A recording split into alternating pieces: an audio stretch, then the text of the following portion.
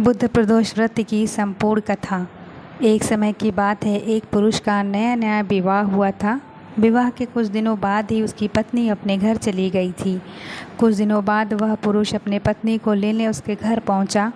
जब वह अपने पत्नी को लेकर लौटने लगा तो लड़के के ससुराल वालों ने उसे जाने से मना कर दिया, क्योंकि उस दिन बुधवार था।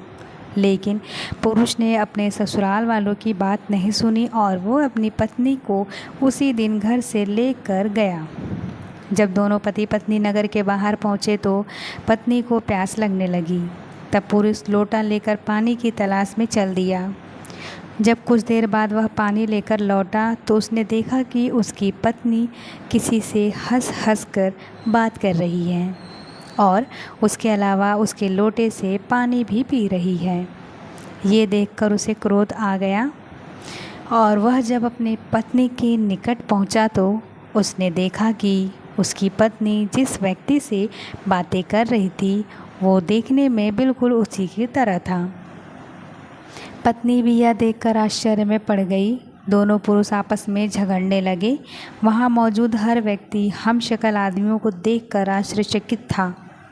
वहाँ मौजूद लोगों ने स्त्री से पूछा कि उसका पति कौन है, लेकिन उस स्त्री को कुछ समझ नहीं आ रहा था। तब पुरुष ने शंकर भगवान से प्रार्थना की और कहा, हे भगवान, हमारी रक्षा करो।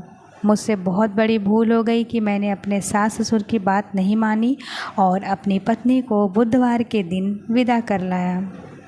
भविष्य में मैं कभी ऐसा नहीं करूँगा।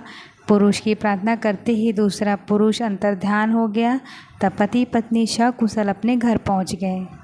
कहते हैं उस दिन के बाद से दोनों पति पत्नी नियम पूर्वक बुद्ध प्रदोष का व्रत रखने लगे।